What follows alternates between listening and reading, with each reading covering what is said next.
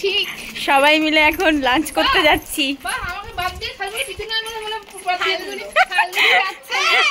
এই যে সবাই আছে, যাকে বাদ দিচ্ছি সেই রেগে যাচ্ছে। সবাই মিলে যাচ্ছি লাঞ্চে, কোথায় যাচ্ছি সব দেখাবো।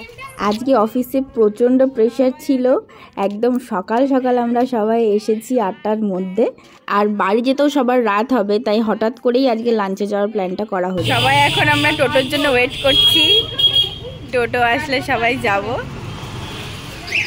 টোটো চলে এসেছে, এখন যাচ্ছি সবাই, টোটোতে উঠবো। যে রেস্টুরেন্টে প্রথমে যাবো ভেবেছিলাম সেটা বন্ধ থাকায় আমরা এখন অন্য আর একটা রেস্টুরেন্টের দিকে যাচ্ছি। আমরা এখন আস্তে আস্তে সবাই দেখতে পাবো। তো আমরা পৌঁছে গেছি রেস্টুরেন্টে, এবার ঢোকার পালা ভেতরে। ভেতরে ঢুকতে গিয়ে দেখো খুব সুন্দর একদম গ্রিনারি একদম চারিদিক, আর এই রেস্টুরেন্টটার নাম হচ্ছে ভোজবাড়ি। তো এখানে আই লাভ ভোজবাড়ি এটাও লেখা আছে, আর চারিদিকের পরিবেশটা বেশ খুব সুন্দর, সবুজে ঘেরা। আর এখানে দেখো একটা ব্রিজ মতো আছে, এর মধ্যে দিয়ে এবার আমরা ভেতরে প্রবেশ করলাম। চারিদিকে অনেক বসার জায়গা রয়েছে, ছোট ছোট ঘর মতো করা আছে, আবার একটা বড় ঘর করা রয়েছে, অনেক স্পেস রয়েছে। তবে আমরা খুঁজছিলাম এসি ঘর কোথায় রয়েছে, কারণ যথেষ্ট গরম আজকে, একদম গা পুড়ে যাচ্ছে রোদ পড়লেই। তো বললো যে ওপরে এসি রুম আছে, তো আমরা ওই জন্য ওই দিকে যাচ্ছি। তো এখানে আবার ঘোরানো সিঁড়ি, তো আমার অর্ধেক কলিগ তো উঠতে গিয়ে ভয় ভয় পাচ্ছে। এই যে ভিতর ডিমগুলো লাস্টে উঠছে, একদিকে ফাল্গুনি আর একদিকে পূজা, লাস্টে আমি উঠেছি।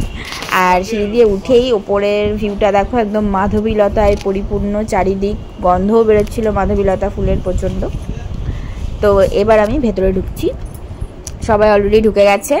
বাইরেও অনেকটা বসার জায়গা আছে, এখানেও এসি আছে, তবে আমরা ভেতরের হলটায় যাচ্ছি। ভেতরের হলটাই পৌঁছে, আর আমরা বেশ তাড়াতাড়ি গিয়েছিলাম, মানে তখনও সেরকম কোনো লোক এসে পৌঁছায়নি, তখন মোটামুটি 12টা সাড়ে 12টা বোধহয় বাজে। আমরা সবাই মিলে একটা টেবিলেই বসেছিলাম, খুব ভালো লাগছিল সবাইকে একসাথে বসতে দেখে। আর এরপরে আমার কলিগসরা সব দেখছিল কি মেনু চুজ করা যায়, সেই সব নিয়ে আলোচনা হচ্ছিল খানিকক্ষণ ধরে। মেনু দেখছে পূজা, যে কিছু খাবেই না। হ্যাঁ হ্যাঁ লাগবে, একটুখানি দাঁড়ান।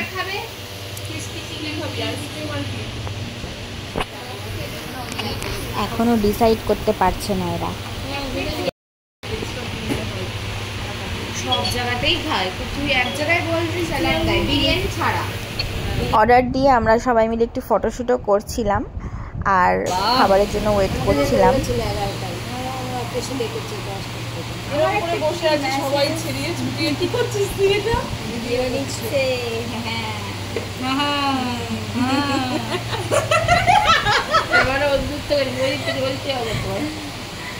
সবাই দাঁত বের করেছে,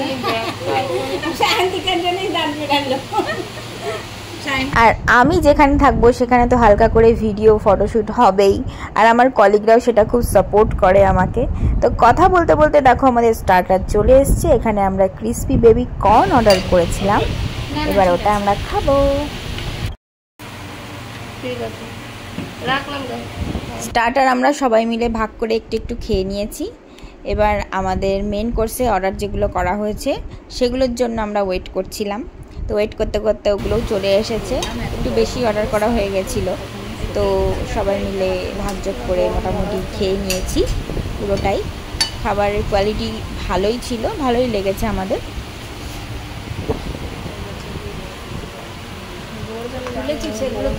হ্যাঁ সব তুলেছি, তুমি তুলে নাও মাংস টাংস।